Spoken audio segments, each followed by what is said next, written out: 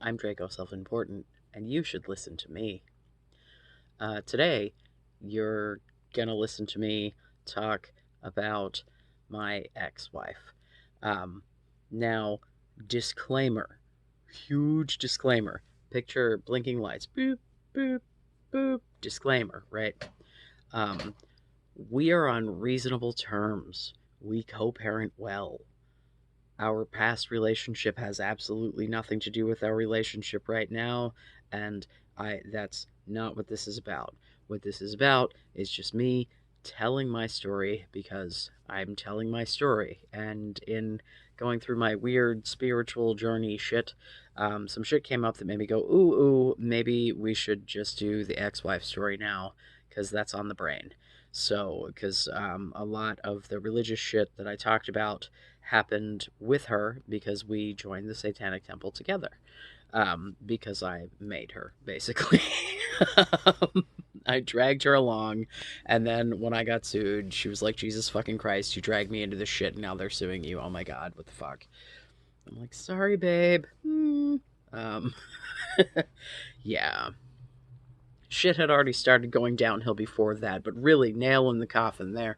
Um, you know, I digress. So, to be clear, this is like, take it like my behavior is not great either. So just because I'm about to talk some shit is what I'm saying to you. Now, mind you, I told her months ago that I was intending to do this, but because I'm a lazy motherfucker, it took me forever to get my shit together to actually start like recording on a regular basis.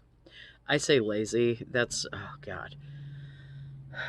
Hi, I have all kinds of executive dysfunction from probably multiple different mental health disorders that make it difficult for me to do anything, let alone extra things. So, like, the fact that I've been able to, like, crank out any. Dude, I'm trying real hard to get back to being a person. Let's just all encourage me, okay? But, while I'm on a roll, let's tell the story. It's 2011. I got a job because I was getting my second divorce. It came to my attention that my second husband had been lying to me for weeks about some shit that was really important that I can't I don't think I've told that story yet. I might have, I don't remember, whatever, it's a story for a different day. Um so I apply at a place that I've worked before, knowing full well that they hire pretty much anyone with pulse. And despite the fact that when I had worked there previously, I quit without notice, I'd gotten married in the interim. And so when they sent out my name, it was not the name that I like went by. And it was a whole, yeah. So the people who could have been like, yeah, he worked here before, you shouldn't hire him again, um, didn't notice, basically. And so I got rehired. And I worked there again for damn near a decade. About 3 years in, I told them that they shouldn't have rehired me, and we all got a good laugh out of it. I'm like, yeah, technically I wasn't rehirable, but I'm a supervisor now. So, haha, like, joke's on you. I'm really good at this. uh, but in I was in this they called it the career development program. Really what it was the we're going to take advantage of you because you want to get promoted program, where they took you off the phones to make you like answer questions and shit like the supervisors would, except that they didn't give you supervisor pay or any of the other benefits that came along with being a supervisor. And because you were off the phone, you couldn't get your rates up, and so your like hourly rate sucked. So basically you were volunteering to make minimum wage because it was activity based compensation. ABC pay is what they called it at the time, in order to try to get promoted, because it was supposed to be you like showing your loyalty to the company. My god, every single bit of corporate culture that place had, whether it be LiveBridge, ACS, Xerox, Conduent, Continuum, I do not care what they fucking called it. Every single bit of corporate culture that that place had was a goddamn nightmare from top to bottom. None of it was healthy. It was all brainwashy bullshit. It was all, we're a family, to make you not realize that you're being taken advantage of. Bullshit. Like, if your employer is pushing real hard that you're a family, run. You're not a family. It's capitalism. Fucking run. They're taking advantage of you.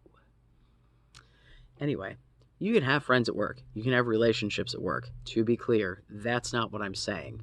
But if your bosses are telling you that you're a family, that's a problem. If you're being told that you're a family from the top down, that's manipulation. Yeah, no, if you, like, as co-workers, like, form a bond, like, that's different, you know? Like, I've had work wives, I've had work moms, I've had work husbands. I don't think, have I had work dads? I did. Yep, Jake was definitely my work dad, which was weird. It was weird because, man, did he say some inappropriate shit at times. Like, that entire place as well was just filled with people who had no sense of fucking boundaries or professionalism, because, like, the foundation of the employee base was people straight out of high school who then got promoted at, like, 18 and 19 with, like, no, like, oh my god, it was like high school on steroids. It was some of the worst shit. Like, I digress. So, we're in this career development program. At this point, I do not know her name. Now, mind you, this is pre-transition for both of us. So, I'm a lady, she's a dude. Yeah. The thing that's funny is no one knew her fucking name. Her nickname was the horse with no name. Like, you know that song, been to the desert on a horse with no name. Like that was the joke, because no one, like, people would talk to her, she would help people, just, like, in contact with a bajillion people all day, and you'd be like, but that's, I don't, no fucking clue what that person's name is. So, I remember, at one point, you know, like, eventually we both got promoted. Because there was, like, a round of supervisors that got promoted. Ironically, after they dissolved the career development program. Yeah, I remember one day they brought us all into a meeting to tell us that it wasn't a thing anymore, and most of us left early that day. And I remember I went out with my BFF, and we drank at his place and then went out to a bar. And the thing about that really, like, one of the dudes we were drinking with is now in prison for killing someone via DUI. So, haha, that's probably, yeah. That's a story that makes me feel weird, but that's not a story that I'm probably going to tell, because that was, like, although it makes me feel weird, I was not close enough with that dude for it to, like, really, like, like, it's not like my murder story, you know? It doesn't still, like, ruin my life to this day. But we get promoted, and we're, like, the way that it was a call center, and the way that it's set up is, like, the supervisor was at the head of the row of a dozen people. And she was, like, 2 people down from me. And we were, like, you know, like, running, because you help each other throughout the day, and so we're talking to each other. And I remember at one point I was like, I'm sorry, like, we've worked together for so long, I have no idea what your name is. And then she tells me, and I had been mispronouncing, like, because I'd seen the name on paper, because, like, we all saw our names when, you know, but, like, I had not connected it to the person. And I was like, holy shit, I've been mispronouncing your last name this entire fucking time. Irish people don't pronounce H's. Just so we're clear. And then when that later became my last name, I became militant about making people pronounce it correctly. It was obnoxious. Yeah, Irish people don't pronounce H's. So, at this point, we're both married to other people. Her marriage is apparently dissolving. My second husband is in the process of just lying his fucking face off about incredibly important things to me at the time, and he knew it, and it was gross. And yeah, he might as well have just fucked somebody else. Like, it would have been the same. It would have been the same effect. Probably would have been less hurtful, honestly. But there was a point at which, like, because I left the second husband and then tried to get back together with him. And, like, I realized that the shit was just not, like, because I didn't trust him anymore, I wasn't attracted to him anymore, essentially. And so, like, I tried to be like, maybe we can be poly, because I didn't want to fuck him anymore, but I thought we should stay together for the kids, and he was like, no, I don't want to do that, and then ironically, he did poly shit later, and I'm like, you dumbass, because, like, he got so mad when he found out I was with someone else. Oh, God. He literally is like, you let yourself fall in love with someone else, and it's like, yeah, because I wasn't in love with you anymore, because you lied to my face. And our kids were involved, like, also love that when he got remarried after that, he told a totally different version of the story. And then when I told his now ex-wife what happened, like, they were already getting divorced. I didn't like, this wasn't, but she was like, wow, yeah, no, that makes way more sense than what he said. I'm like, yeah. I wondered what he was telling people, and what he was telling people didn't make any fucking sense. So at one point, like, we kept going out on, like, smoke breaks together and, like, chatting and taking, because, like, yeah. And I remember at one point we were, like, leaving, and I asked for a hug, and I'm real big into a hug. I would rather, like, they're, like, friend hugs and they're family hugs, and they're, but, like, if you, like, full body embrace with someone, like, not the, like, but, like, you know what, like, I do not remember the first time we kissed. I remember the first time we hugged. You know what, like, that, literally, like, I don't, and it's funny because she would make fun of me for that, because but there was one day we were, like, we'd finished the shift, we were walked out to, like, walk out to the parking lot to leave, and I'm like, hey, can I get a hug? And we hugged, and I was like, and so I was like, okay, I know, and so, like, at this point, she had moved into the pool house. I know that makes it sound like she was wealthy. Her mother-in-law owned a house, and she and her, at the time, wife and her kids lived in the 3-bedroom apartment above the garage of the mother's house, and there was a pool house. I don't know what the fuck, whatever. So that marriage was toast. And so I, being the I'm gonna shop for a replacement guy that I was at the time, I guess, I don't know. I was terrified of being alone, kind of, and like, it's like with the first husband where I, like, engineered the cheating because I knew he wouldn't want me back. I think it was kind of like that, but also kind of like I didn't want to then be. I don't know. I don't know. Like, or this is all just me justifying that I, like, legitimately fell in love with someone and whatever. It's funny because it's like this story I tell is the only time I ever fell in love with a woman. It was an accident because I didn't know she was a woman, but she didn't know I was a man. So, like, that's not an unfair. Like, it was, neither of us knew, man. I didn't know neither. Whatever. But, like, I asked her to like go out with me when I went out with friends. Um, and like I remember at one point I like was basically offering myself up, and she was like, "Make something permanent happen, and we'll talk. I'm not gonna be involved in cheating." I'm like, "All right, like that's legit. I can't be mad at that." Um,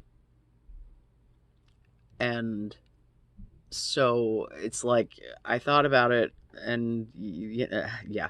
So basically, what happened was, I dragged the second husband out of the house because his father was staying there at that point, and I didn't want to have the conversation within earshot of the kids. And it was convenient because his dad was there to watch the kids, and I dragged him out after they were asleep anyway. Um, and like we had a conversation, and I was like, man, I don't know, like this all feels really gross, and you lied and blah blah blah, and I like tried, and I just am not, and he's like, do you want to be married to me? And I just shook my head no, and he took off his wedding ring, threw it in my beer, and stormed out. As he was storming out, I pulled my paycheck out of the joint bank account so that I would have some money to live on before he could do that. I didn't take anything else. I literally just took my paycheck out. Uh, he had plenty of money to pay the bills without my money. I did not work until I started working as an escape the first time, and I continued to work when I tried to go back. So my money was all play money anyway, and I knew that if I gave him the opportunity, he would drain it all, and I would have nothing and no way to escape.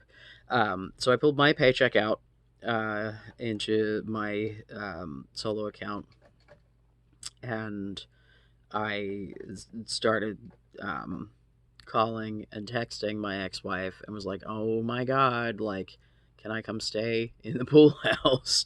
Cuz otherwise I was going to end up staying with a friend of both of us who I slept with once prior to my flirtations with the ex-wife, because I like met him in a bar, and like he took, yeah, it was not good. Like I don't want to be like he wasn't good. Like the chemistry was not there once we actually. Honestly, I think it just he was not willing to put in the amount of effort that I need, because I am very enthusiastic and very like, let's go, like and if you're not, I'm like if you're not going to bring the amount of energy that I'm bringing, I'm not here for it, because I bring a party, man. Uh, that's so egotistical, but whatever. Ain't none of you gonna sleep with me, so I don't gotta prove it. So it's the one thing that I have always said. I don't know whether or not I'm good, but I am enthusiastic. That I will guarantee is enthusiasm. Um, but so I'm like, okay, please don't make me go stay with this other, because he's gonna let me stay there, and then he's gonna be weird about it, and it's gonna, um, and so I end up like going to Denny's just to fucking like not have to be anywhere else, basically. And so then she calls me and she's like, "Where are you?" And I'm like, "Denny's." And she's actually may have been a different, maybe Sherry's. I don't know. Whatever, some fucking Olympia night diner shit. Um, and she shows up and we eat mozzarella sticks together, and I'm like, I don't know, like what. And so then we essentially sneak back into the pool house, because remember, this property is owned by her at the time mother-in-law, who I'm sure would not have been very excited about having guests. But on the other hand, she was paying rent for the pool house. So, like, at the point that you're paying rent, it's like, if I'm not waking you up, shut the fuck up. I'm an adult. So, that was kind of my stance and why I went. Because, again, I don't do shit unless I'm gonna stand up. Um, and so we go there, and We bang, and it was delightful and apparently good enough that I wanted to go back. So, like, okay, just to describe to you how tiny this person is, I was like, I don't know, 170 pounds at the time, maybe 180 on the outs. She fell asleep on top of me like a human blanket, and I could still breathe just fine. Like her, like just full, like all weight across me, and I was just like, like it. It was like she was a human autism blanket, man. Like it was. I sleep with a weighted blanket all the time. By the way, it's so great. Um, Greatest invention in the world was putting tiny glass beads in a blanket. I don't know why we didn't figure it out sooner. Anyway, yeah. So then we start like talking about like moving in together, and we start apartment hunting, and we start like it's a whole thing. And so then we get an apartment together like right away. Initially, when I told the second husband that I would be moving in with someone because I couldn't afford the rent by myself, I told him even who it was. I did not tell him I was dating and or sleeping with her at the time. And so when he put two and two together, he was like, "Oh, you cheated," and I was like, "No," and it was like, "Well, because she wouldn't have." Um, and just to put it out there, I didn't cheat with her, but in the interim of my moving back in and leaving, once I had figured out I was fucking over it, I still had the lease on my apartment from when I had moved out. And there would be times that I'd be like, I'm too tired to drive home. And I would go out and pick someone up and fuck them. I've not always been the best person. I've tried to improve myself. Like, I don't know, man. Um, you know. Yeah.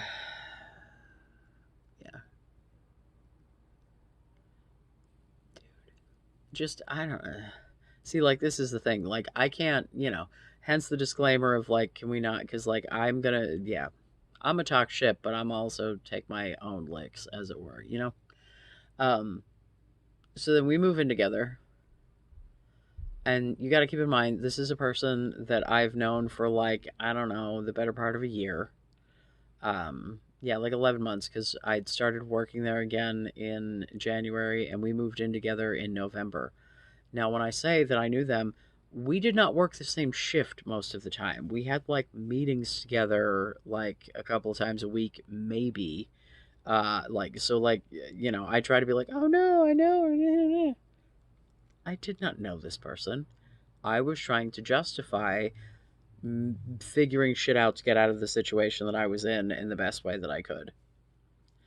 Um, so we move in together with my kids. I That is a whole fucking nightmare of the custody battle and the daycare situation and my mother just making all of that worse. God, putting me at a disadvantage. Oh my God, so many years, just fucked up so much shit. Just didn't care. Like, just didn't care. Didn't just. Wow. Um, Brief aside. I'm real big on accountability because all humans make mistakes, and you can only do the best that you can with the information that you have at the time. And especially if you come from a situation where you are not provided with a lot of information with which to make good decisions, and you have to like go out into the world and learn those things on your own. And sometimes it takes a long time, and like fully.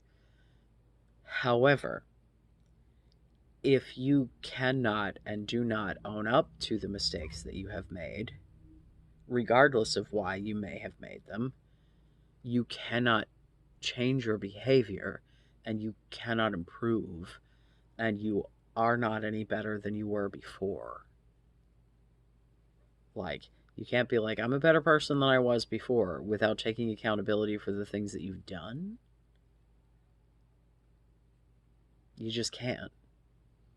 Because then what's to say you're not going to do some other hinky shit and just not tell anyone and hope no one finds out and deny it if they do? And, like, how does that make you trustworthy? You know? It's like everybody makes mistakes, but, like, I'm way more likely to trust someone who owns up to their mistakes than someone who is like, no, never, what? Not a reference to the ex-wife, by the way. Maybe another ex who's not accountable for any of his actions.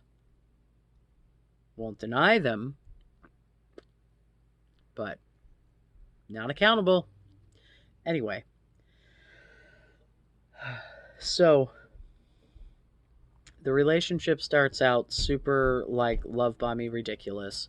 I know I'm guilty of this shit because it's a thing that I recognize that I do because I try to, like, make sure people don't leave. And so I'm like, oh God, let me just do it. I love you. Which, to be fair, as someone who, like, the only time my mother ever told me she loved me was in times of great tragedy. Like, I could count on one hand the amount of times as an adult my mother told me she loved me.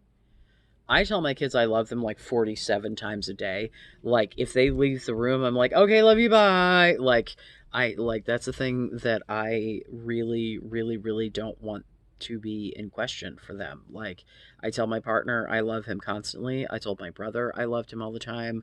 Random friends, I say I love you, bye. Like, I want people to know that they're loved because I spent my entire life not knowing because I don't think I actually was. Because I don't think that woman knew how to love. Yeah.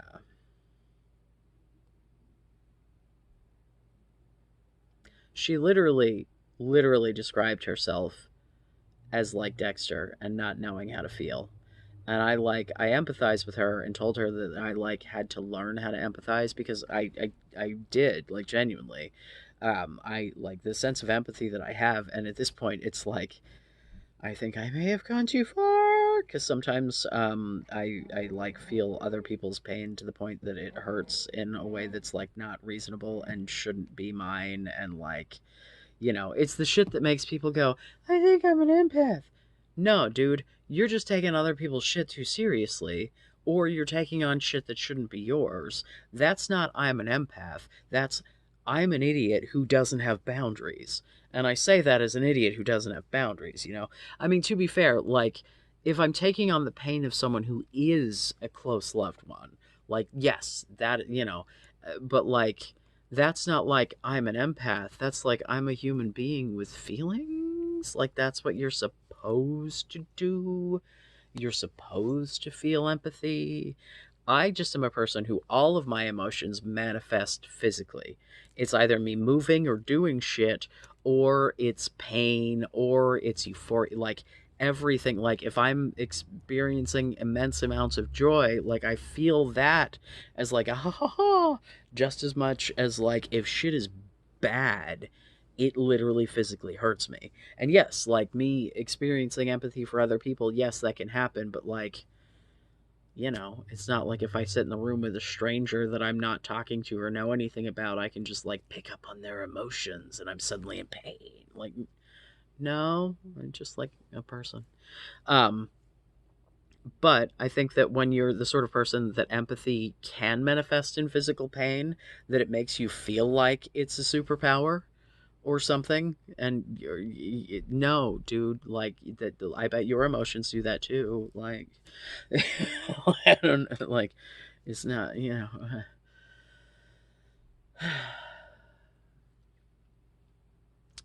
Sorry. Anytime my mother is going to cause me to go off on tangents anytime she comes up in conversation because I'm still pissed off.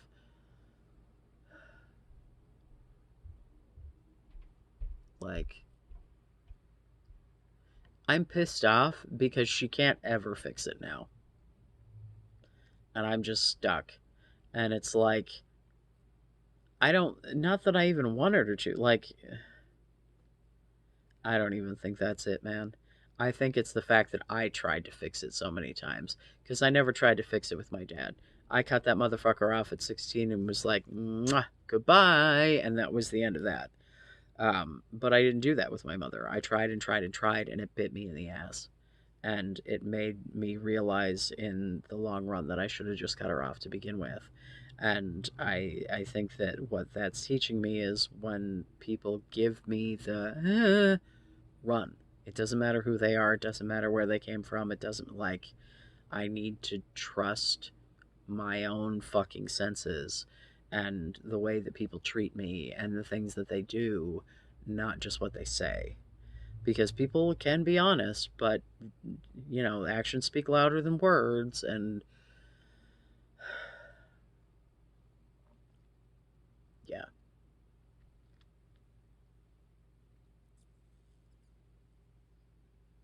Yeah. So, we're gonna call this part one. I may actually try to edit this together, like into a all one video. So if so, yay! You'll see this and you won't have to push another button. If not, I'm sorry. I don't know. I have another video to publish tomorrow before this, so if I can get my stupid app to work properly, I can jam it all together. If not, maybe I can find the rest of my laptop cable tomorrow. Oh god, it's still a quest. I have so many black cords, y'all. You don't understand. I have so many black cords. And they all look the same. And I can't find the right one. Anyway, I love you. Be safe. Make good choices. I'll be back in a minute. I am Draco Self-Important, and I think you should listen to me. We're still rambling about my ex-wife. Let me read disclaimer. I have a good working relationship with her. Co-parenting. We have a reasonable relationship. I'm going to try to take as much ownership of my own shit as, possible. But, I'm going to talk some shit. Please don't hold that against her. You can hold shit against me. I don't care. I'm volunteering to put this shit out on the internet. And that's also why I'm not, using people's names, because I'm pretty fucking candid. And, I don't use my name, but, literally, I'm easy to find. Again, being sued by the Satanic Temple. All my shit is public. So, I took a break and ate some french fries and made a TikTok about it. If you want to see my TikTok, it is Draco.self_important, because TikTok is annoying about punctuation. But that's me. And, I haven't posted much. But hey, by all means, go look at my, 3 interesting, maybe 4 interesting TikToks.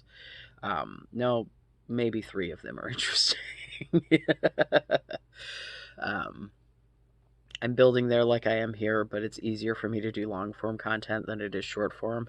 But I've been watching a lot more stand up recently, which is kind of getting me back into my roots. And so I'm coming up with some other shorter things, but I don't do a 30-second bit. And the stand up that I like is not a 30-second bit. I want 2 minutes of wind up before, I want to have a whole background. I want to be really invested before you get to the joke, So, it's short-ish form content. Because I'm exceeding 3 minutes most of the time. I talk a lot. It's just how fucking first grade report card, talks too much. That was the biggest complaint, because I wouldn't shut the fuck up. If you were quiet for 3 seconds, I was turning around talking to someone.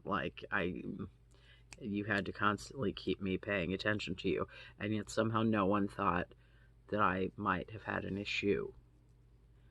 And then when I finally was like, hi, I have an issue, I just got told I was too smart to have an issue. That's not how it works. You can be smart and ADHD, autistic, etc., etc., neurodivergency, etc. Like,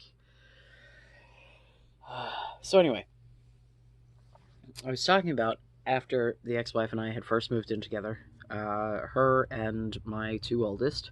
Um, the youngest didn't exist yet because she was a part of that one. We'll get there. Um, and we were, essentially love bombing the shit out of each other. I don't know that either of us was doing it intentionally because I know I wasn't, so I don't assume necessarily that she was. We were both like 27, 28. She's like maybe a year younger than me. I think literally like 11 months younger than me. So, we're both sub 30, both getting divorced for a second time because we're both fucking idiots. And within the first year of us living together,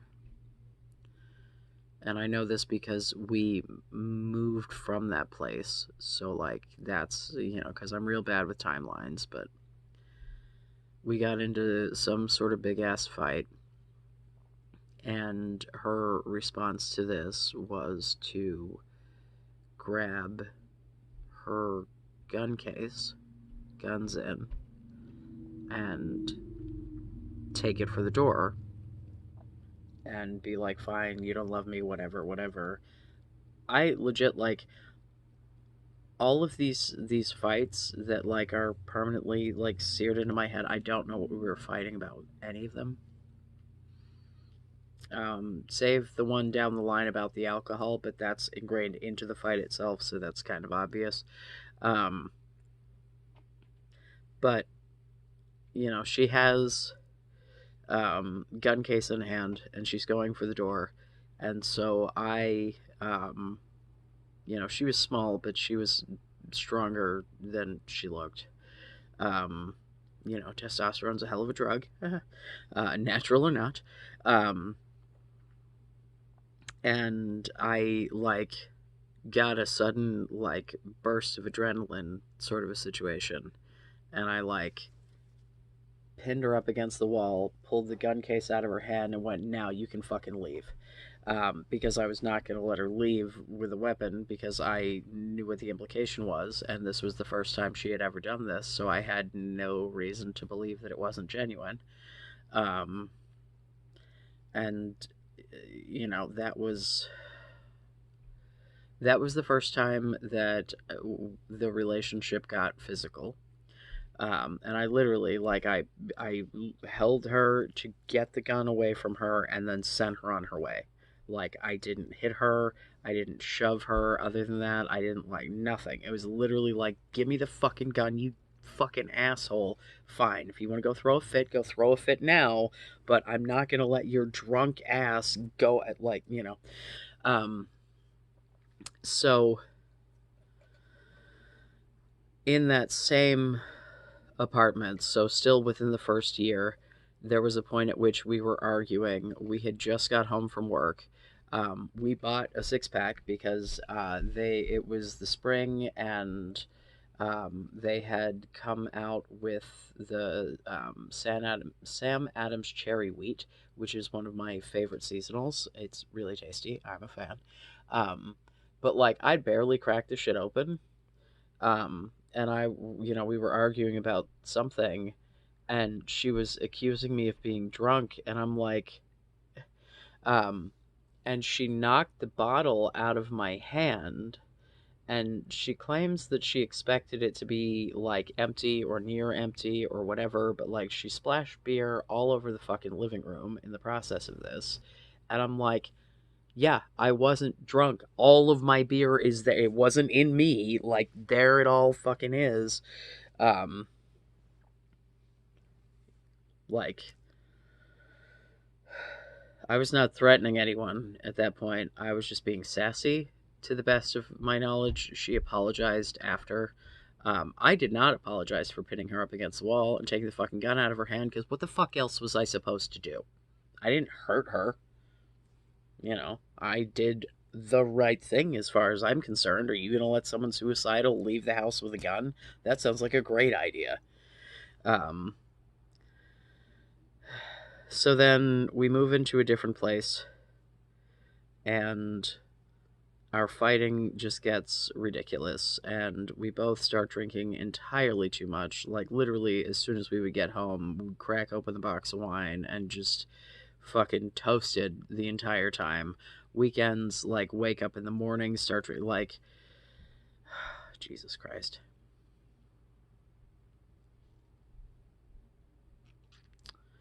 And there was a point at which it was shortly after her birthday. Her dad has given us a fuck ton of money. We spent it on booze. And she comes down the stairs and I am like, we gotten into a big ass argument, and it dawned on me in that moment that, like, oh god, it's because we're always drunk. Like, this is the issue. Like, it's like we can't do this anymore. And I tried to be like, we can't do this anymore, and she was just not like. And she started like.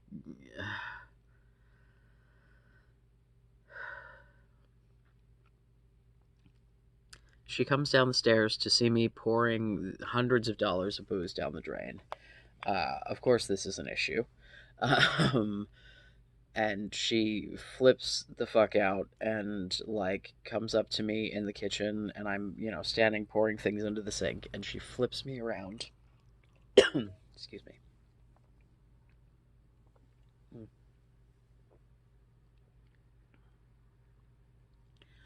And she puts her hand on my throat, choking me, screaming, "You don't care about me, that's my birthday present," like, just having a complete and total fit. Now, mind you, in the process of her flipping me around, spilled booze on the ground, and I pushed her off of me, and she slips and falls down onto her front, and pretty sure cracks a rib.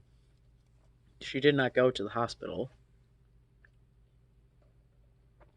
Going to the hospital would have entailed explaining what happened.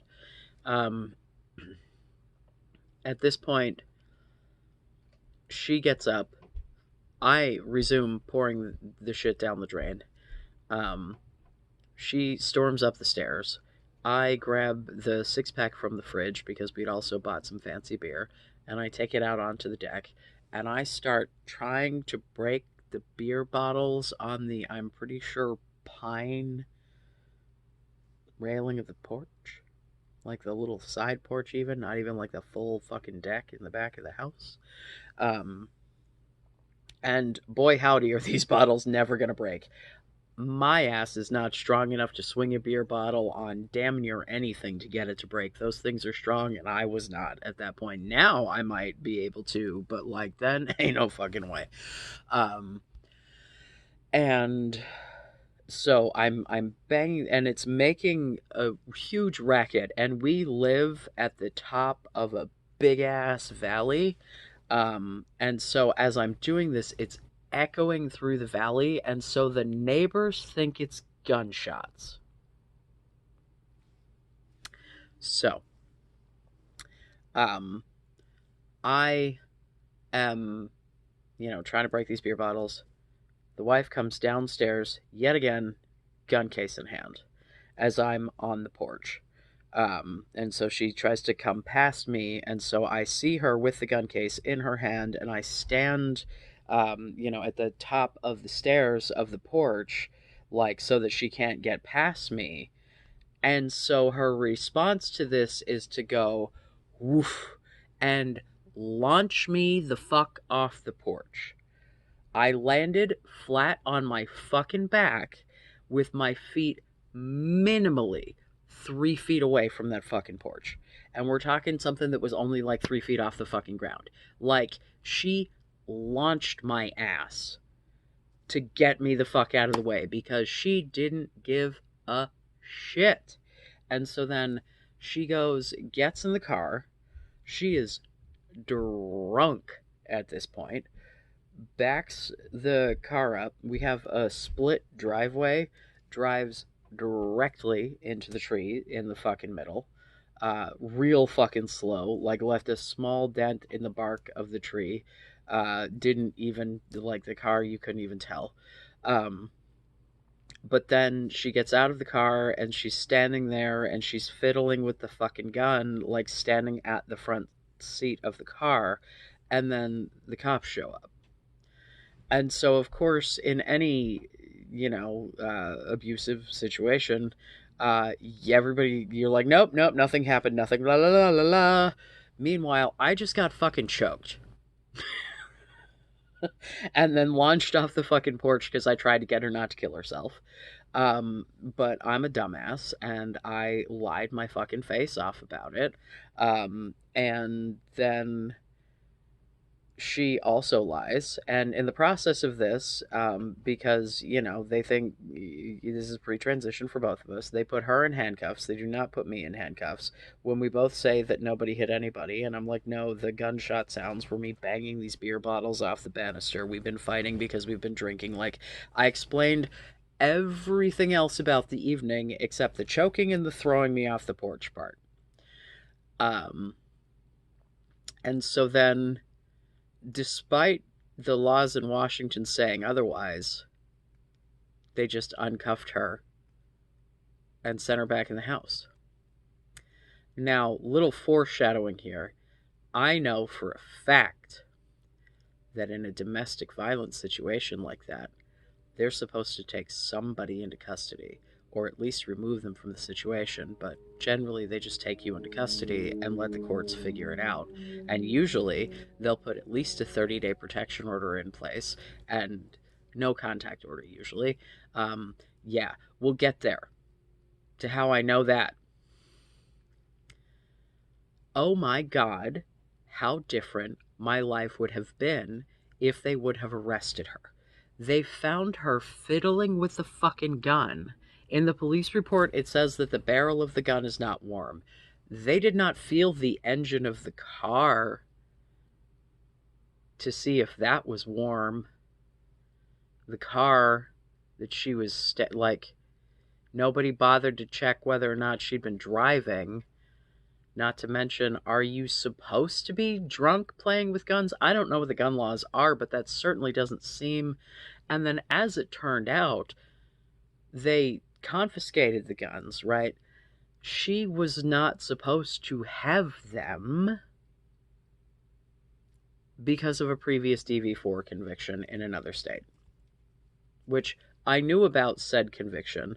I got told a story that in retrospect seems really fucking suspect, that like all of the blame got put on the other person, and I'm like, having lived with you for the better part of a decade, I don't know, like, and especially you being a more immature and on drugs version of yourself, oh, that doesn't seem... No, this makes a whole lot of other things about your existence make a whole lot more sense. But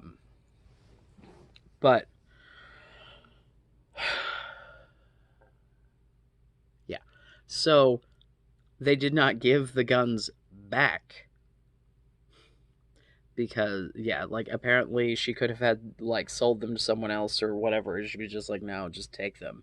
And I was like, why the fuck did you have them if you weren't... I thought this was, like, not a big... Like, what? And then she tried to be like, oh, I didn't know. I don't think that's true. So I then went to work with this person because we had been working together this entire time. And all of our coworkers who thought, one, either they didn't realize we were a couple because we were very good at maintaining professionalism at work, or they knew us well enough to know that we were, and they thought that we were the most adorable couple in the world, and that she was the nicest person to ever walk the face of the earth.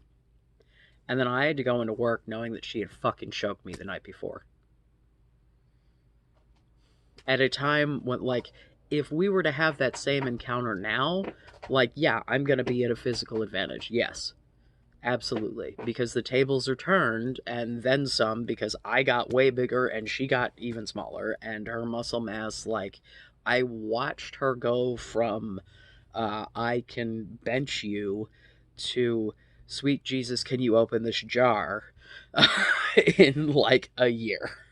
Like, because she went from slinging boxes in a warehouse to uh, working fast food on estrogen, and to eventually stay at home mom, like, which is less strenuous than fast food. It's like a smaller version because you only have to cook the meal once and you only have to clean up after a couple of people. It's, yeah. And you like those people. It's different. It's different. Not to say that it isn't work. Oh, it's work. It's just I'd rather do that than fast food. You know, if I'm picking, I don't want to do food service of any kind. The point at which people, the kids can like make a meal is the best. When I could afford Dinnerly or HelloFresh or whatever, like showing the kids how to like read a recipe and make, oh God, please God feed us. Uh, I did not get prepared for such things. I didn't get taught how to cook. I want my kids to go out into the world and be confident. I would rather have them do it when I'm here going, no, no, that's not how you curl your fingers under, you're going to chop off your goddamn fingertips. Like, if you know how to use a chef's knife well, you're solid, but I didn't learn that until I was in my 30s. So, like, the fact that my kids learned it before they were in their teens makes me feel pretty chill. The baby still has not learned this. She's not old enough. I say baby. She's in elementary school, but she's not old enough for me to be like, "Here's a chef's knife, honey." Like, we'll get there. Uh, but like, yeah.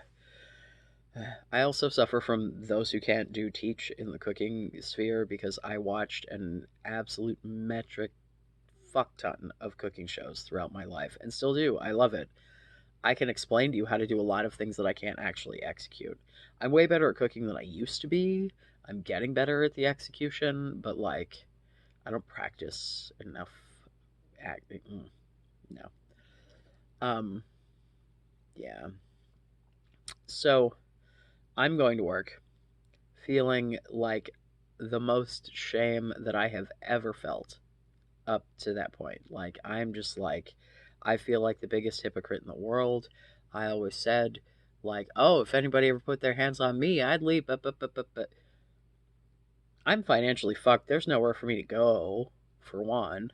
Like, we're living in a place that's owned by friends where they're charging us less than their mortgage just because they couldn't find anyone else to rent it to. They know we can't afford to pay. Like, like we're doing them the favor of paying some of it, but like, oh damn, like they were definitely getting the short end of the stick on that one. Um, so it's like, with that being like with kids and like I just and as you always do, you're like, but they didn't mean it.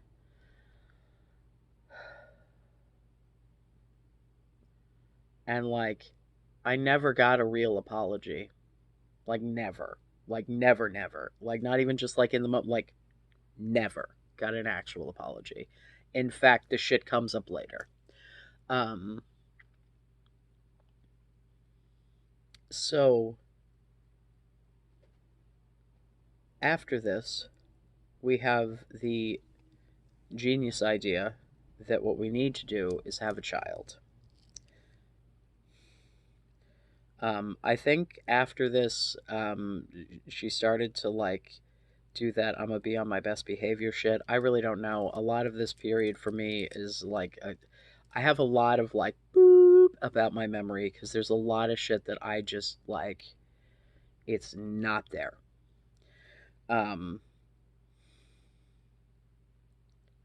and it's like as vivid and gross as the stuff that is there is, I wonder like I wonder if the stuff that isn't is worse, or like I can't imagine it could be like that, like worse, but like worse than most of the mundane shit, or like if my brain just didn't have room for the shit that wasn't so bad, or like I don't know. It's ugh. um so I get pregnant, and within like 8 weeks I lose that. which is like, it's sad, but it's like that like barely had a chance to be anything. Clearly, there was something very wrong. Like, we're probably like, that was probably chill to not have that go. Um, but then I get pregnant again right away, um, and things are like pretty quickly not chill, and like there's lots of tests, and like she's not growing, and I made it to 16 weeks, and boy, was she not the size of a 16-week, and I talked about that before. Um, so, that's just fucking devastating. Um, and so, like, at this point, we find out we have to move because our friends are moving back, and so then we have to go through this huge fucking rigmarole, and it's just, like, the worst. And so this whole time we're like mourning the loss of this baby, but also like, okay, I think we're ready to do this again. And so we do. And so the beginning of that fucking pregnancy was a nightmare, because it was like, I, no joke, thought I was losing that baby. Like, I expected to go into that appointment to have them confirm that there was nothing, and then she was like, "There's a heartbeat," and I'm like, "There's a what now?" So that was a pleasant surprise. Um, but oh my god, my cat is insane. Um, so somewhere in the process of this, um, between the while we were still living in the other place before I got pregnant the first time, even, um, she had gotten fired from our collective job, for throwing a big giant baby fit, and then when called into the boss's office, doubling down on the big giant baby fit. She then ended up working at like fucking Radio Shack part time for like well over a year before finding like a full time actual job with insurance and shit. It was a nightmare, and I was pissed for a long time because I'm like, boy, howdy, was that entirely your fucking fault. Like, you didn't do shit to try to make that better. You threw a big giant baby fit over shit that you knew, like, yeah, it sucks, but now I'm here still doing all that with that, like, to support your ass while you don't have to do it. Like, it would have been one thing if we were both like, fuck it, let's walk out. But no, she just threw a big giant baby fit, got her ass fired, and I still had to go there every fucking day for like another 5 fucking years or something. It was goddamn ridiculous. And I was angry for a solid fucking year. Like, I was so mad because I'm like, oh my god, our life is so fucked up right now, and it is all your fucking fault. Yeah. The only thing I ever got fired from was a temp job, yo. Like, and that was just because I kept calling out because I didn't give a shit because it was a temp job and I was 19. I don't know what to tell you. Um, yeah. Oh my god, these cats are such idiots.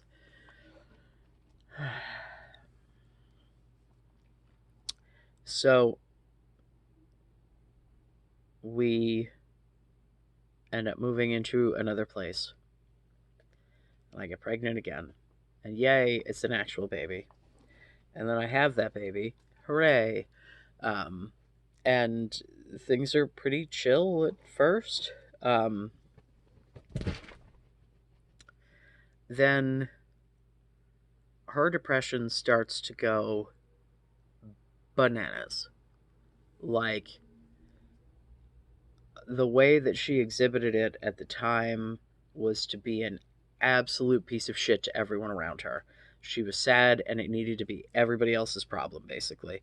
Um, and like, it got to the point, because I was like, go to therapy, and she would go like once and then be like, I can't, and I'd be like, meds, and then she'd try one thing and then not try it. Like, she was not taking advantage of the health care that she had available, or anything else at all to try to manage her mood. And it was everyone's fucking problem.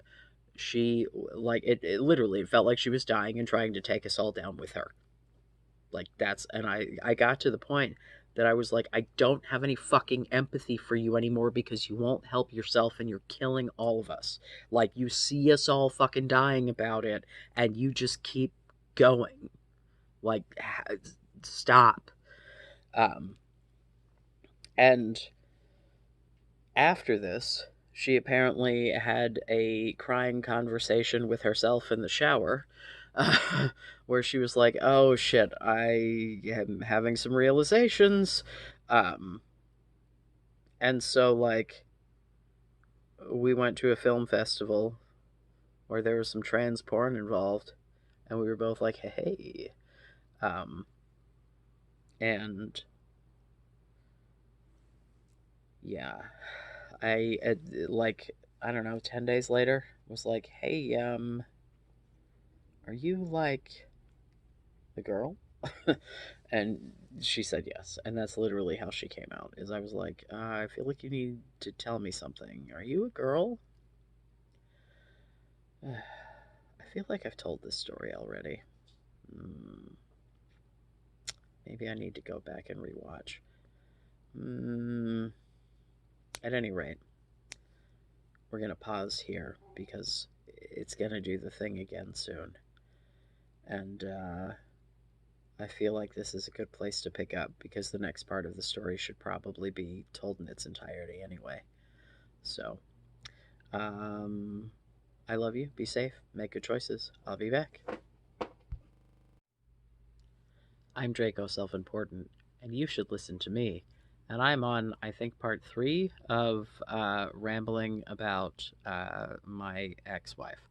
Uh, So let me reiterate the disclaimer. I have a good working co parenting relationship with her. Please don't give her any shit. She's not the one putting things out on the internet, okay? You want to give people shit, give me shit. Hi, here I am. Um, so, I'm quilting, by the way. And by quilting, I mean I'm tying together pieces of fleece. So, I realized the reason that I was like, had I told this before, is because her coming out story is a part of my coming out story, because like that's just the order of operations. Because it was like I came out non-binary, then she came out a woman, then I came out a man after we separated. So like it's um, it is very much an overlapping situation. Sorry, all this talking is drying out my throat, and like if I don't take a drink, I'm gonna cough at you, and nobody needs that. So I figure out that she's trans. Like, obviously, she knew. But she had inklings, like, way before she gave me any kind of hints and gave me nothing. And that, whatever. I've talked about that before. That is not the important part of this story. So, at this point, we already had our youngest. Our youngest, who had just learned to say dada. And I'm like, son of a bitch. Now we gotta teach. Because at this point, I was still mama. We came up with an alternate name to call her that wasn't Dada. And the at this point, because I am dad, the kid alternates between that, the alternate name that we came up with, and just, calling her mom. I usually, like, when I'm talking about her, will say your mother, blah, blah, blah, because, calling her cute pet names is weird at this point. Like, if the kid does it, I will do it. Like, I'm not going to interrupt the flow of conversation to be like your mother when she's, being cutesy about it. Um, but we've got like basically a tiny little thing at this point who was still babbling. I think probably like under 9 months, and I instantly, I'm like, okay, this is who you are. I'm embracing this. Let's go. Throwing my dresses, taking her out shopping, doing her nails and her hair and shit, like giving her advice and just, Not that I was the best example of a girl, but I put on a good drag for a long fucking time, all right? Like, I had everyone convinced. Because I was told that's what I was supposed to do, and I'm like, okay, this is what I'm supposed to do. I'm going to do it, regardless of whether I like it or it fits. Welcome to every job I've ever had. Welcome to school. Like, my entire life was, you're supposed to do the thing, so do the thing. So, like, why would my gender be any different? Of course, it took me forever to figure it out. Um, God, this society, I hate capitalism so much. Everybody's life is so fucked up because of capitalism. And if you think it's not, you're just wrong. Even Elon Musk is fucked up because of capitalism, because he's got so much fucking power, because he has so many billions of dollars that like no one checks him on anything, and so he can just spew out any thought that is in his head, and he just looks like a fucking idiot all the time because he has no consequences for any of his words. So don't tell me capitalism isn't bad for literally everyone. It's even bad for the people that it's good for. Anyway, so as I help her like get appointments and shit because that's what she wants. Like, she wants to like move on this because she's like, literally, I can remember being like 11 years old and blah blah blah blah blah. And I'm like, okay, like, clearly this is new to me, but this isn't new to you. um and so she gets on hormones pretty quickly. Um and like, she also, I can't remember if she was just doing therapy or if she was doing meds or both. Like, she was trying to do something at this point regarding her mental health, but I don't remember the details. I don't think that she was on any kind of meds at this point. And honestly, I think she may have bailed on some therapy, but that may have been after. I don't hold me down on either of those things because, like, that part is fuzzy for me. Um, what I do remember, though, is that her mood was more erratic than usual after starting the HRT. And, like, well, duh, you know, um, like, anytime you mess with your hormones, whether it be some sort of hormone replacement therapy or, fucking birth control, or whether it's puberty or pregnancy or any number of things. God, the whole reason I wanted to do this quilting shit was so I would stop picking at my face, and yet here I am still picking at my face. Sorry, I have to be doing something. Um,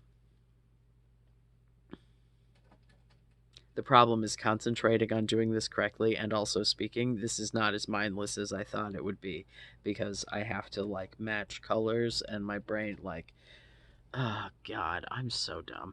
Uh, Jesus Christ. So I'm like, this is within a couple of weeks. I mean, like, we're talking 2 or 3. We're talking enough time for hormones to make your brain be weird, but like, not enough time for you to like lose muscle mass. You know what I'm saying? Um, we had at this point one car. That one car had one key that actually worked. I had a key on. Wait, whose key? Yeah. No, I had a key on my key ring that I kept with me that did not actually start the car but would open the doors because it didn't have the chip. Um, and the key that she kept on her key ring because she was the primary driver because she likes driving and I think of driving as a chore, was the one with the chip that actually made the car go. Um, and so because she was the one who liked driving, and also like she wanted to be able to go to the store, and she was picking the kids up from school, and she needed to be the one with the car at that point. Um, she would pick me up from work because I got off work after the kids were out of school, et cetera, et cetera. Um, so one day she picks me up from work, and we're pulling into the parking lot, and I forget, she starts to say something, and then she like cuts herself off halfway and is like, never mind. And I'm like, what? And she's like, no, fuck it, never mind. And I'm like, no, I fucking hate it when you do that. It's fucking bullshit. And while I'm in the middle of like launching into this, why do you why do you start some shit and then stop it? It's gonna, like, she throws the car into park in the middle of the drive of the parking lot, like right in, it was not a time, like there weren't cars behind her, but she would have been blocking traffic had there been any. um and she like just gets out of the car, but because the car that we have had was an absolute piece of garbage, you could just pull the key out while it was still running. And as mentioned, her key was the only one that actually would allow it to drive. So although I had a key that would like fit into the ignition, that would make the ignition turn, it wouldn't actually allow me to drive the car. Like if I put the key in, it would just like the car would just shut off if I tried to drive it. So she takes the key out, leaves the door open, leaves the car running, leaves me with 3 children in the car. And I'm like yelling at her, right? Um, and she's yelling back at me. And my voice does not sound like this at this point. And her voice does not sound like her voice sounds now. Her voice sounds a little bit more like this. And so when she's yelling at me, and yeah, so there's like, I'm like, I just like, I need to park the car, I need to go inside, give me the fucking keys. And so eventually she throws me the keys so I can park the car. I park the car, and then as I'm getting out, before I can get to any of the kids to unbuckle them from any of their, at this point, 3 fucking car seat and or booster seats, like they are buckled the fuck in. Um, she comes up and she's like, give me the fucking keys. And I'm like, let me get the kids out of the car. And she's like, give me the fucking keys. And I'm like, I'm not letting you take the car. I have to go to work tomorrow. This is fucking bullshit. You can have my keys so you can get back into the house, but you're not taking the fucking car with the fucking kids, and I have to go. And she just keeps screaming, give me the fucking keys. Um, and so I'm like, no, you can have my keys. And I mean, I have house keys. She can get back in the house. And what she said she was going to do, and what she ended up doing, was going for a walk. She did not need the car keys for that. So I hand her my keys. She spikes them on the ground like a goddamn football, breaking my little Swiss Army knife. It's got, it had like little plasticky bits, and it had like the plastic bit fell off, and like the toothpick went flying and some shit. Um, and so I'm like, what the fuck? And so I pick up my keys, um, and I go, fine, I'll give you your keys, but you're not getting the fucking car key. And so I go to take the car key off. She swears that she thought I was dangling the keys in front of her face, except for the fact that I said, you can have them except you're not taking the car key, and then start like, the words and the actions don't match up with what she says she thinks, but she, as I'm trying to take the key off, grabs at the keys. And so I try to pull them back from her, but I've got them around like one knuckle, and at this point, she's fucking stronger than I am, and she's yanking on the keys, and to the point that, like, at the end of this struggle, I end up letting go of the keys. Like, after all of the shit that I am about to tell you, It hurt my hand so fucking bad that I still had to let go of the keys. But I didn't want to because all of my kids in the car, and this lady is acting uncharacteristically crazy. Like, we're talking about someone who I already know is crazy, who has gone way the fuck over the fucking limit for even her crazy. So she grabs the keys, and I'm like, no, the kids are in their car, no, give me the keys, give me the keys. And we're screaming back and forth at each other. And like, she ends up like next to me, or no, she's on this side next to me. And I think the keys are in my left hand. Yeah, the keys are in my left hand. She's on my left side. She's digging her ass into my hips, pulling my hand away, like trying. It was, oh my God. It was like, it felt so like, oh my God, she knows what's going on and I don't know what's going on. Oh my God, because like clearly like she had been in an actual fight before, and like I've like, like she was raised in some boys' homes kind of a situation. Like she had a rough go, and like I've not, and I was like, ah! And so like literally the thing that goes through my head as the person who was like, I'm like, oh my God. So I'm thinking about like people talking about like if a dog bites you, you hit them on the back of the head to make them release their jaws and let go. That's literally what I'm thinking as I'm like literally like this, like hitting my fucking wife in the back of the head, screaming, let go, let go, let go, let go. Because my kids are in the car and this woman's acting like an absolute, like, you have no idea the like terror in my little soul that I was like, oh my God, the way that she is acting, if she gets in this car with these kids, what is she gonna do? Right. So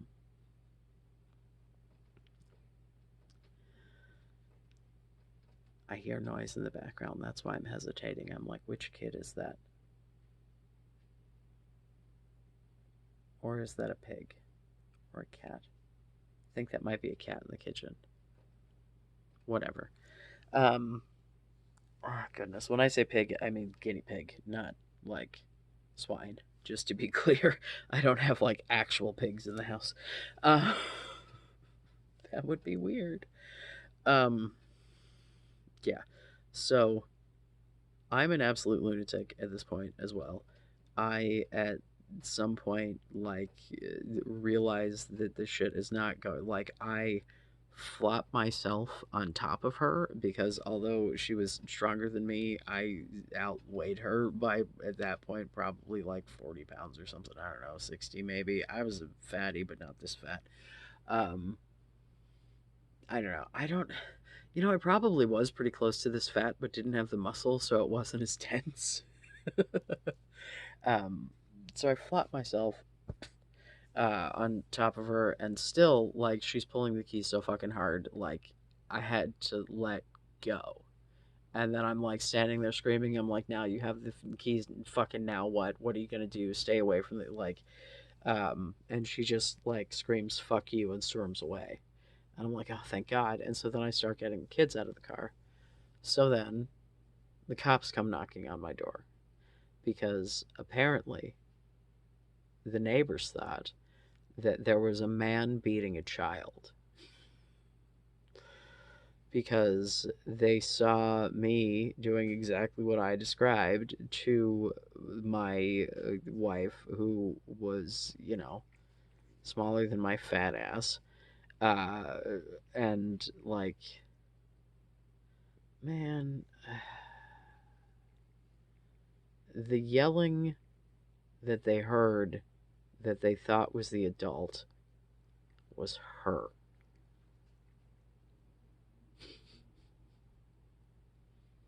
Like, the give me the keys, give me the keys, give me the keys.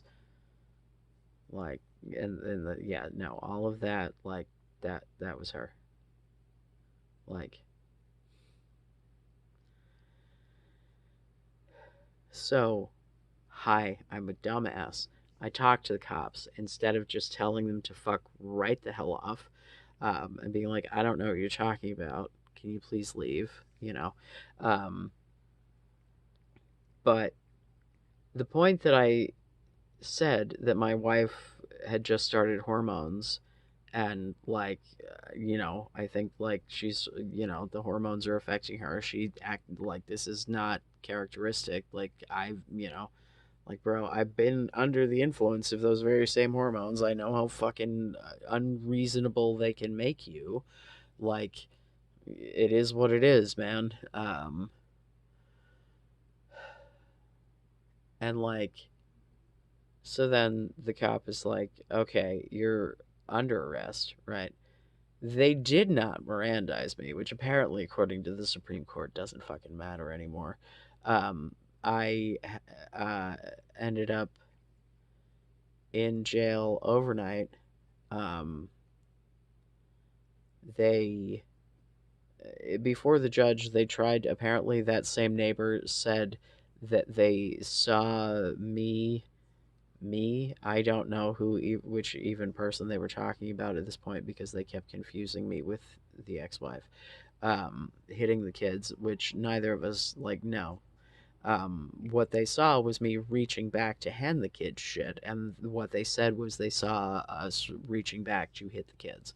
And like when the judge said that and like saw me, like, like the it wasn't even the public defender at that point. It was like some liaison shit for the hearing. That, God, the whole system is so fucked. Yeah, no, I had to spend a fucking night in jail, and it's like they had me in the back of the cop car. And at this point, like, once the ex-wife had figured out what was going on, she came back and was like, no, no, no, no, don't arrest, no, no, no, no, no. Like, please, like, this is not going to help anything, like, um and I think probably because she realized that she'd fucked up real fucking hard, because like, had the roles been reversed, I don't think I would have been saying the same if the shit was not like, you know what I mean? Like, if I wasn't the one who fucked up, like, I don't know, man. It's one, like, yeah. No, she was flipping off the cops as we drove away. The cops who lied to me the whole time told me shit like I was going to get my phone. Like, why even bother with that? Just say nothing, bro. Like, do you lie for fun? God, I hate cops. I've not, like, Jesus, like, I've had mediocre experiences with cops, but I've never been like, I don't know, man. Like, even when they do nice things, it feels like they think they're doing you a favor instead of just their job. Like, when I did customer service, I wasn't doing you a favor if I, like, was nice about it. Like, I don't know what to tell you, man. And I didn't get to shoot people if they were mean to me, so. Uh, yeah, sorry. I'm gonna alienate a lot of people. It's just who I am as a human. I don't know what to tell you. Um, yeah.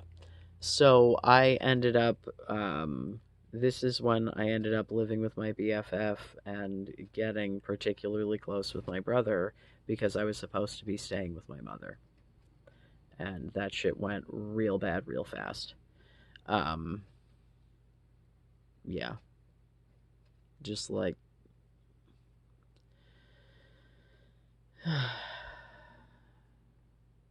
zero regard for my feelings at all. Just like, you're inconveniencing me, and I'm going to make it known at all hours of every day. And yeah, it's going to be your problem for sure. Um, yeah.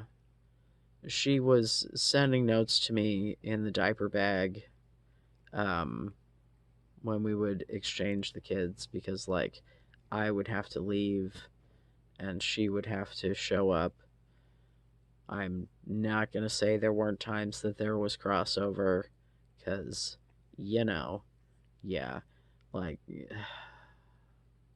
that particular kind of no contact order gets violated constantly, and it's like, it is what it is, man. But, like, I expected to come out of jail and have her never want to speak to me again, and then she apparently had been, like, sending messages of apology through my mother and feeling bad.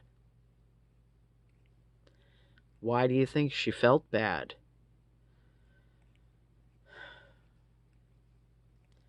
So during the no contact order, we still had to have contact because we had a joint banking account and I had been the one keeping track of all of the bills, to the point that, like, if she bought too many groceries, I wasn't going to be able to pay the electric bill because at this point I was the only one working. And, like, so then, she still had to be like, hey, I need this, hey, I need this. So, like, we're still messaging each other, but just like cryptic. Oh my God, it was so stupid.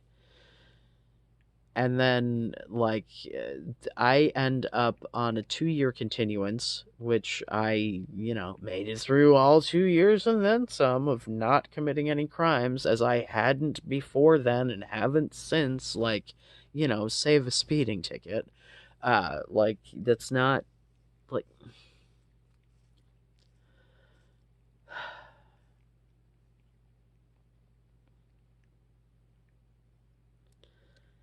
and in the process of this, I ended up having to go to a domestic violence class. At this point, I was had an X on my driver's license, so they filed me in with the ladies. So I'm sitting in there with a room full of people who are like, "I punched my sister in the face," and I'm like, I yell at my kids, like, and it's like I would come home and be like, this is not like what the fuck, this is not where I belong. And she would be like, yeah, but you did this. And I'd be like, do you not remember that time that you choked me and threw me off the porch? And she was like, it was nothing like this. She literally said to me, I slipped. And I'm like, that is the most gaslighty shit I have ever heard in my entire life. Are you fucking kidding me? Yeah, you slipped after I pushed you because you were choking me. You came up to me while I was facing away from you. You flipped me around. You put your hand tightly against my throat. And when I went, this is unpleasant, and pushed you away, then you slipped. And then after that, I did nothing. I let you get up and go because my goal was to get you the fuck off of me, not to hurt you. You got up, went up the stairs, got a fucking gun, threatened to fucking kill yourself, and then threw me off the fucking stairs. But no. That's not the same as me going, give me the keys, the kids are in the car, you're acting different than you have ever acted in your life, oh my God. No. I get assaulted for pouring out booze. Nothing happens to her. I just have to live my life in shame. She gets assaulted. As far as I'm concerned, I defend my children and then I get arrested because she's acting like an absolute Looney Tune and totally out of character even for her worst day. And I get arrested and I get 2 years of being under scrutiny.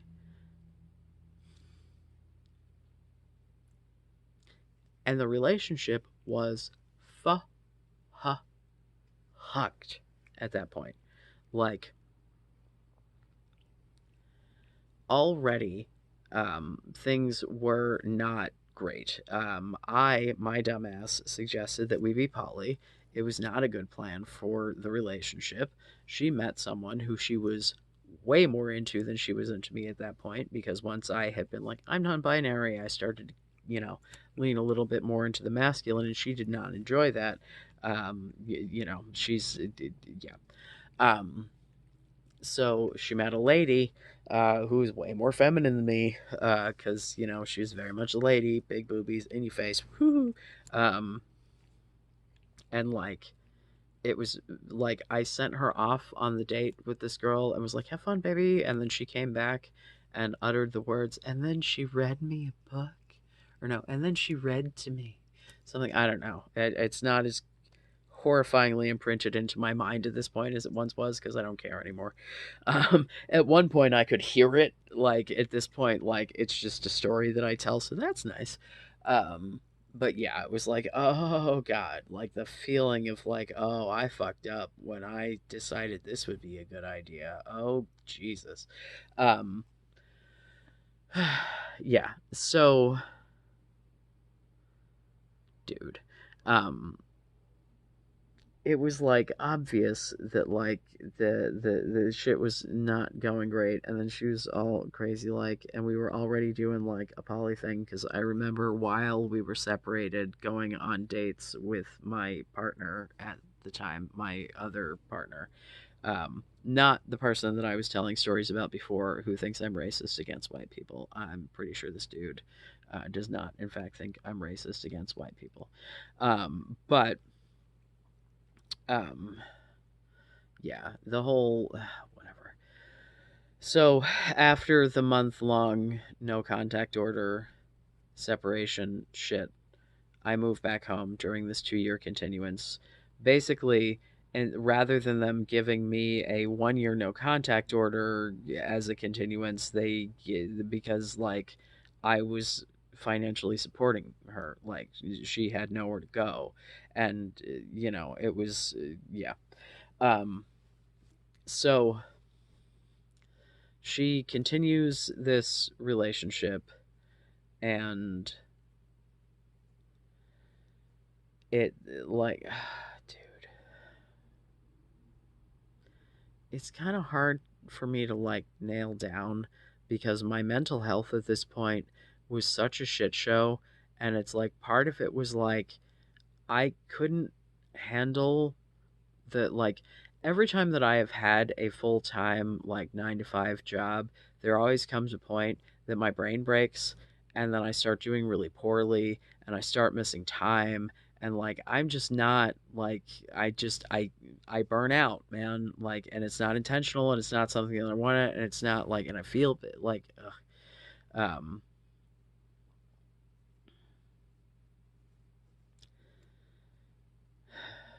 I don't know, man. I just realized where we're at, so we're gonna pause and we're gonna come back. Apparently, this is going to be 900 parts. I kind of expected it. This is, it's like damn near a decade of my life, so it's probably going to take a minute to explain. But at any rate, I love you. Be safe. Make good choices. I'll be back. I'm Draco Self Important, and I think you should listen to me. And we're on to part 4, I think, of the ex wife saga. Um, so at this point, we're still doing the poly thing. She's still seeing this woman that went, yeah, that like, I knew that it was the beginning of the end. I had stopped seeing the uh, dude that I was seeing when we were separated, and started seeing the dude from the previous story, the person who caused all the drama with the my being racist against white people and all. Um, so still funny. Um,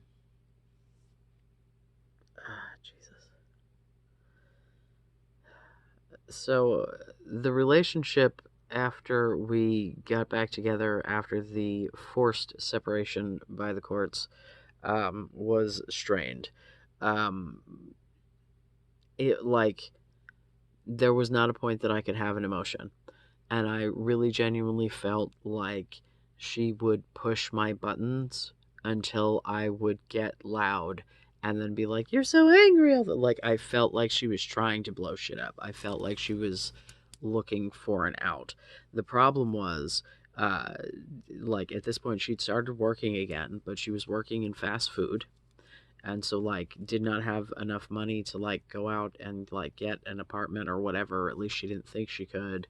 And it's like I realized that my mental health was not good. I was like, if we're gonna make this work, I can't work on myself, let alone can I be like with someone else. And so I temporarily, it turns out, although at that point I thought permanently, because we didn't pick things back up until my marriage had dissolved.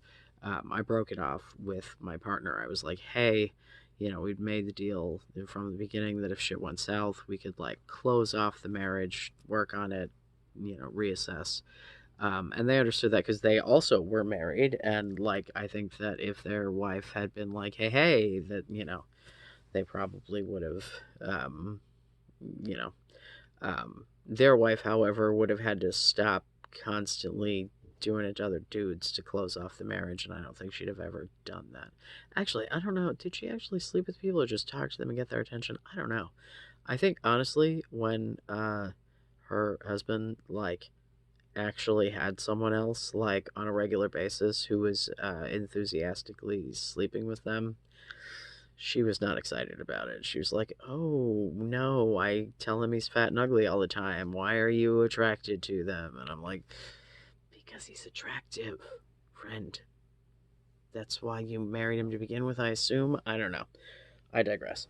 Um, so I'm like, "Hey, let's shut this shit back down. Let's focus on the marriage." And she literally like, because the way that I presented this was I broke it off with, meh, meh, meh.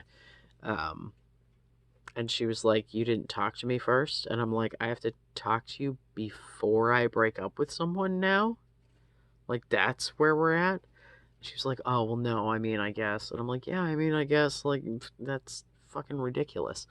Um, I'm like, we said from the beginning that if shit went south, we could close it down. Well, here we are. Shit is going south. Like, I am not well. This is not good. Like, I'm literally, hi, hello, I should be hospitalized. This is not going well. Hello, hello. Um, and like, there was one point that I was like, walking away from the house, like, so, like, oh my God, I'm just gonna go, like, I'm gonna go do some shit, like, it was not good. I reached out to her while I was doing this, and like she talked me down, and I came home, and like, because throughout our relationship, and this is my belief, I cannot prove, but throughout our relationship, she threatened multiple times to kill herself, and I don't think that that was actually her intention. Because when I would be like, "Hello, I am suicidal," she didn't take it seriously and or literally did not care. Like, because either she thought that I was lying, which leads me to believe that all the times that she said she was suicidal, she was lying, because otherwise, why would she presume that I was? Or she just literally did not care if I died. Now, let's pause on that second half, because I feel like it might be a little mix. So, my mental health just continued to spiral. I'm going to my appointments, I'm getting my meds, I'm doing everything that I can, but it's like I'm also dealing with a relationship with someone who is like totally not actually interested in making it work. Um, I remember like it was the day that I was like, God, I can't remember. There was a really short time period before like the last day of our marriage, that like my mental health just spiraled into oblivion, and I was just like looking for any fucking straw of anything to grasp onto. Um, and I remember like trying to explain something to her after my like my my being suicidal that I just referred to, not the end bit, but the like the first time that I literally was like, I'm like, this is woo, and I was like walking away from the house, and she talked me down, and then later that night I was trying to like explain myself and explain what was going on, and I kept like starting to explain, and she would cut me off, and I would start, and she would cut me off. Um, and I was sitting. She was sitting on the bed on one side of the room, and I'm on the couch on the other, and I've got a glass bong in my hand. And like I keep trying to explain myself, and she keeps cutting me off, and I'm just crying, and I'm like yelling, and I'm like, I'm looking at her, tears and snot just streaming down my face. And I'm like, please, please, just let me get the sentence out. I just need you to hear me out. I just need you to hear my complete thought. Like, please, I am begging you, please. And she goes, okay. And I get 2 words out, and she opens her fucking mouth. And so my brain fucking snaps, and the bong goes on the fucking ground. Literally, it could have been anything in my hand. This is the problem, is that I wasn't, I was just like, "Gah!" Like, I just needed, like, and now mind you, I threw it at the ground, not her, not anyone, not anything, just, poof. Had it been a remote control or a glass or fucking anything, but unfortunately, it was glass, and so it went fucking everywhere, and so yeah, that's fucking horrifying for everyone involved. So like, whoopsie poodle, but like,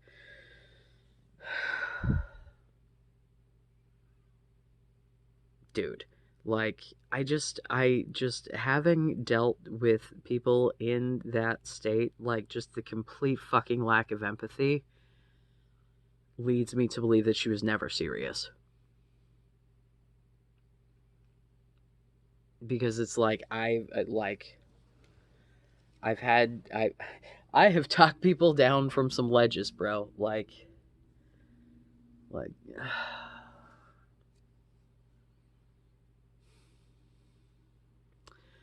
so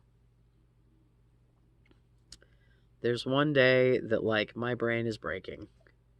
Like just fully fucking just like no. Um and I'm like, I'm not okay. And she's like, call your brother. He was not my brother at this point, but she yeah. And I'm like, hasn't he done enough? And so she makes no other suggestions. At this point, I was on good terms with the second husband. I was on reasonable terms with my mother. I like my partner uh like totally would have been there, and she knew that, like despite the fact that we broke it off like days ago. We broke it off because I was trying to get my marriage together and trying to get my life together, not because like totally would have shown up. Like there were at least a half dozen people that she could have reached out to. And I kept saying to her, I am not okay. I am not okay. And so as she's leaving to go to work at like 9 o'clock at night to work a night shift at a fast food job, I, as she's leaving, and we normally like would kiss goodbye or whatever, I look her dead in the eye and I go, I am not okay. Do you understand what that means? And she goes, I'll see if so and so can cover me. And she leaves.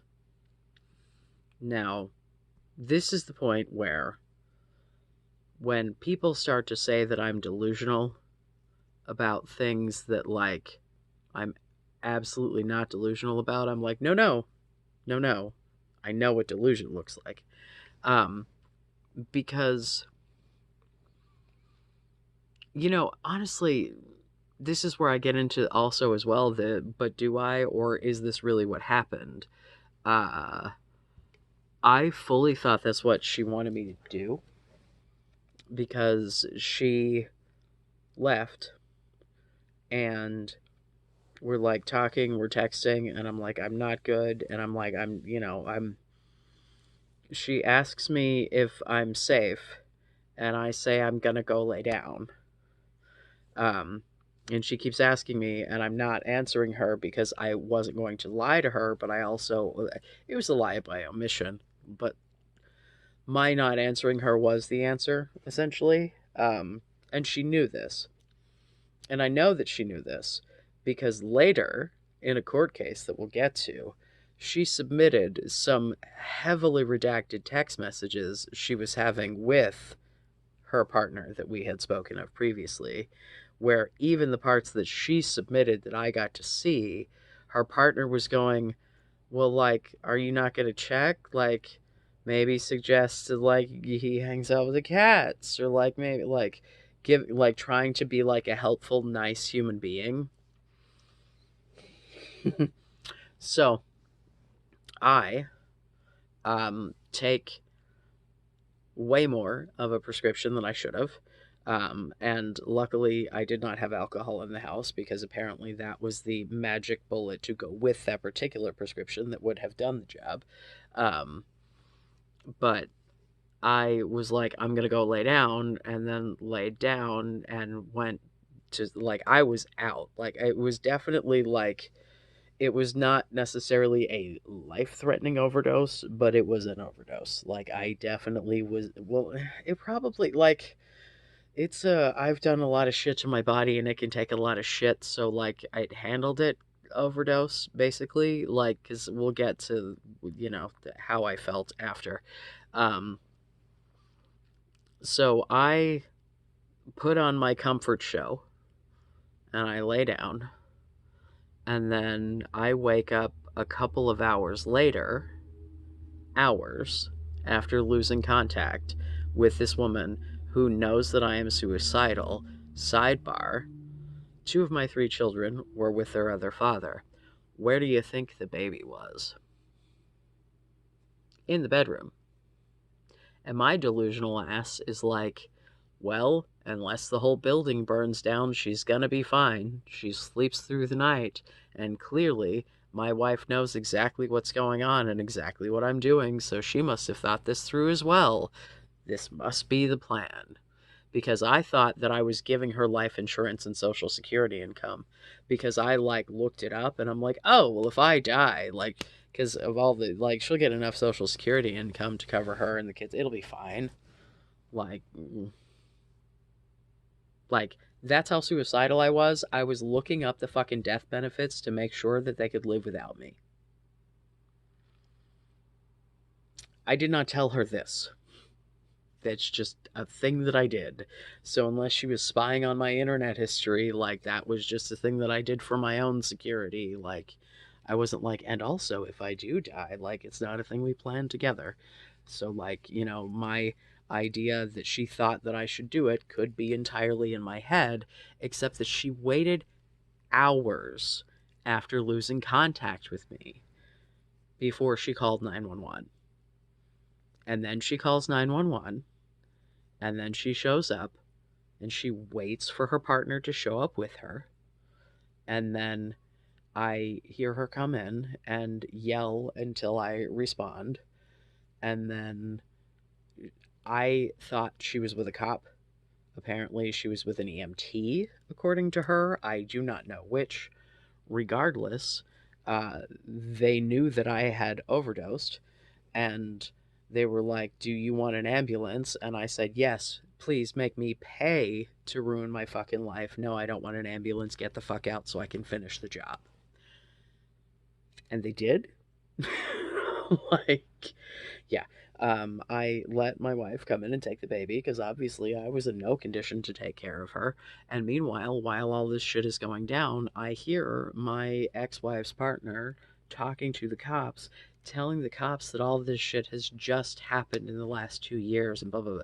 Because the story that my ex-wife is telling is the story from the point of the shit that happened in the parking lot and nothing before that, and absolutely no context at all of any of the previous, like, fucking 6 years of our relationship, of our, like, 9-year relationship, like 6.5 years, like, none of that gets told. No, the problem started with my reaction. I learned the term reactionary abuse later, and I'm like, I'm pretty sure. Listen, man, I feel like this is a little baby version of like a Johnny Depp Amber Heard thing, and that I am not the perfect victim. I definitely, like, hello, you just heard the story I told of the shit that I did. That's not cute. That's not ideal. That's not a thing that, like, it's not something that I'm proud of. It's not something that, like, if I had it to do over, I would, like, but, like, man, oh daisies.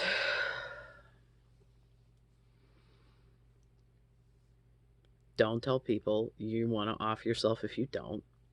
And if someone tells you that, take them seriously.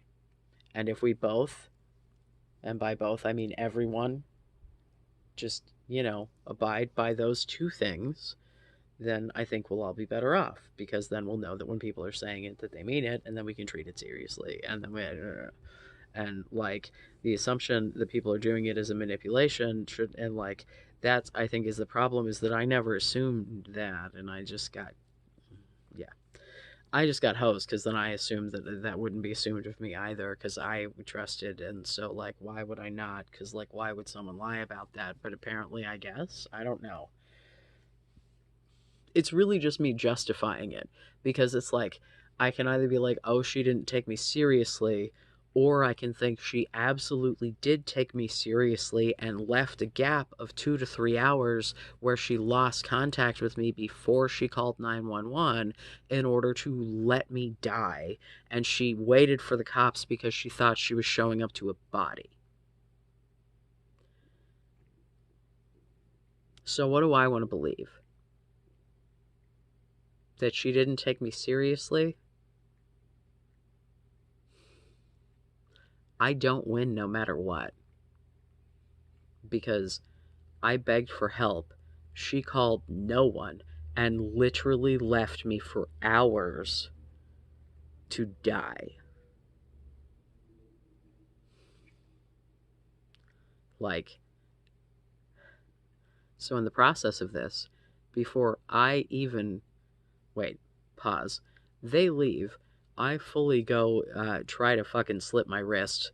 I still have scars. I'm a dumbass. I didn't have any actual razor blades. Disposable razors don't work. I'm really bad at killing myself. Hi, hello, that's why we're having this conversation at all. So, once I realize that that's not going to work, the adrenaline starts to wear off, and the drugs start to kick back in, and I start to, like, lose the ability to, like, function. So I go climb the fucking bed, and I am, like, out. So then my alarm goes off. Because this is a work night. Not only is this a work night, this is supposed to be the morning where I have the first meeting with my attorney for that lawsuit with the Satanic Temple. Hey, do you think that might have had something to do with the straw that broke the camel's back? Do you? Do you? Do you?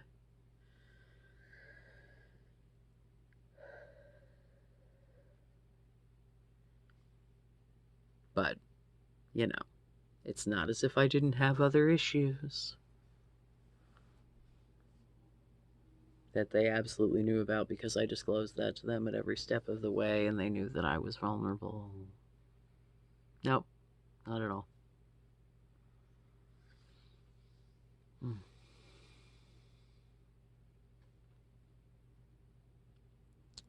So, before I even woke up in the morning, I think the timestamp on the paperwork was like 5 a.m., there was an emergency no contact order so that I couldn't see my kid.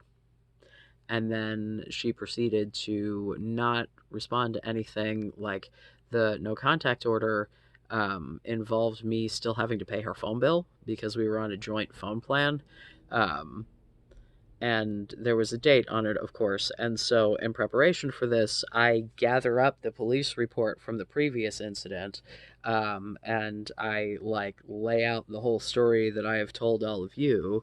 Now, mind you, before we started any testimony, the judge made very clear whose side she was on, right?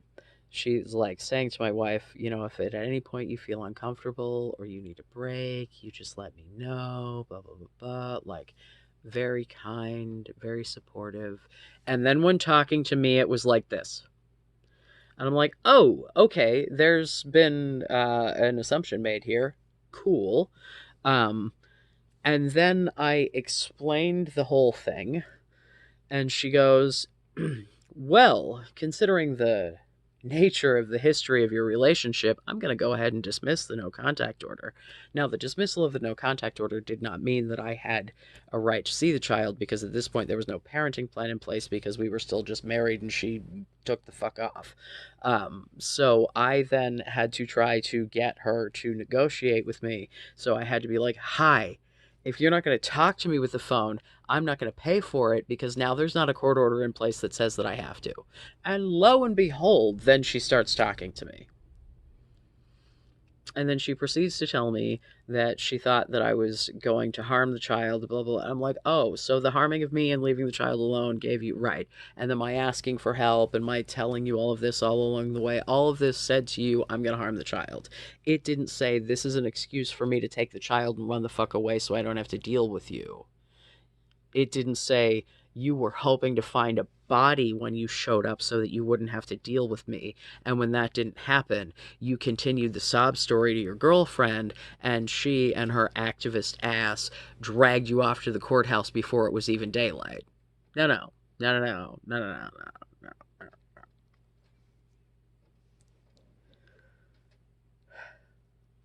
It's been 4 years, right? Like, it still pisses me off, but like, well, it's not as bad as what my second husband did. So, by all means, because I literally have said out loud more than once and will right now on the internet, I would rather my second husband have fucking murdered me than did the shit that he did. I would rather be dead. Monster. Anyway.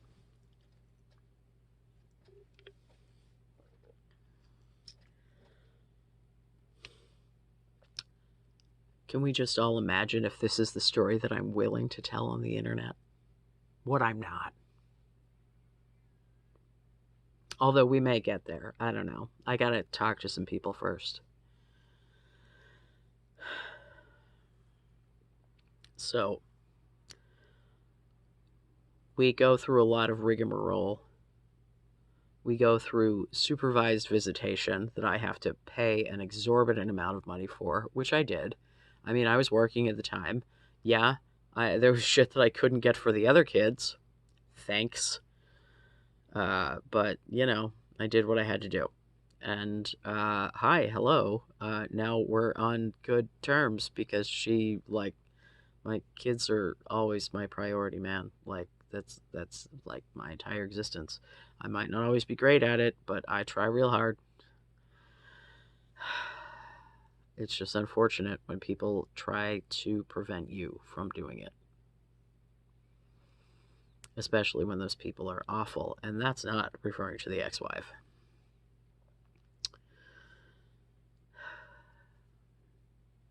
Yeah. So, it was a lot. And like, I missed her third birthday. Yeah, like when I finally got her back, it was so like, oh my god. But that was the first time that I felt like actual physical pain from missing someone. Like, I dealt with my ex when he deployed, and like that, there was absolutely nothing every single moment away from that child, not knowing whether or not I was going to see her again. Because it's like, if she's off with her mother now, it's like, whatever, go have fun with your mom, bro. I'll see you next week. Like, but when her every intention was to take that child away from me, it hurt. And I remember her like wanting to delay some shit and wanting to like, and when I showed up at court, with a letter from my psychiatrist and my psychologist to be like, hi, hello. I instantly was on this. I was getting treatment when this happened. I asked this woman for help. She reached out to no one. Like, I didn't realize I was going to have to move beyond my wife to ask for help to actually get help. I made the apparently unreasonable assumption that if I told my wife that I was suicidal, that she would do something about it, not just let me die about it. I took that as an endorsement. I literally did. Was it the wrong answer? Yeah, probably. Or maybe it was an endorsement. I don't know. I know that if I thought someone was possibly killing themselves and I didn't want them to be dead at the end, I wouldn't wait 2+ hours to call 911.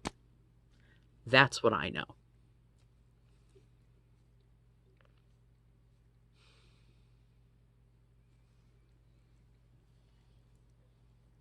Like, I called fucking 911 when the second husband didn't show up that one Father's Day, and I was kind of hoping they'd walk in on a body. And I still I was like, oh shit, man, like, is he, no, shit might actually be wrong. Like, maybe someone should do, ugh. And I didn't even like him. Before she left for work that day, I asked her if she could ever be happy with just me.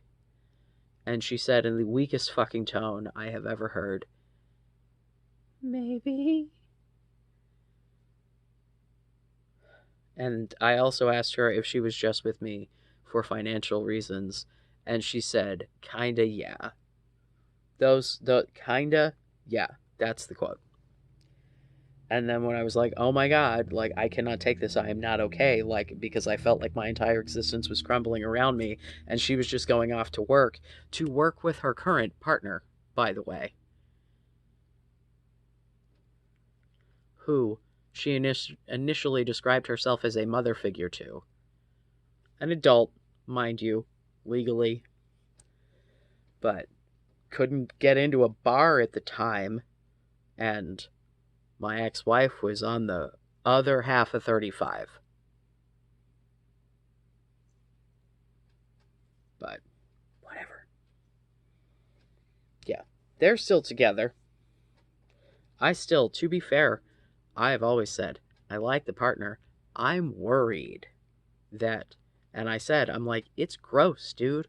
You started off saying you were their mom, and now you're mommy, and I don't like that. It makes me very uncomfortable. I think it's gross. Like, ew.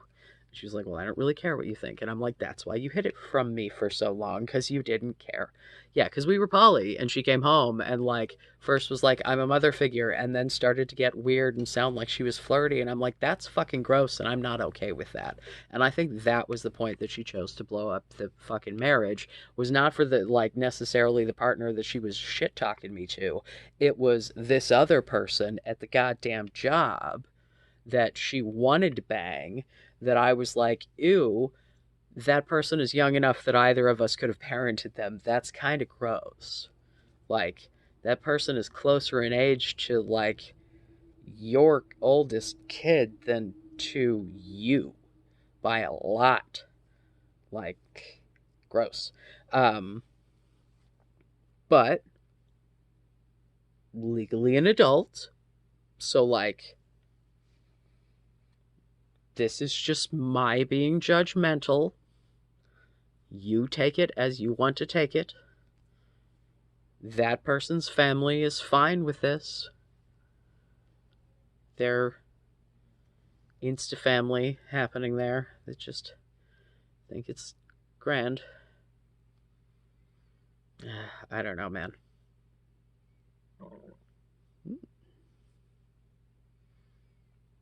Hopefully, this is reasonable. There may be more to add, but I think this is a halfway decent place to wrap up for now. I don't know. I love you. Be safe. Make good choices.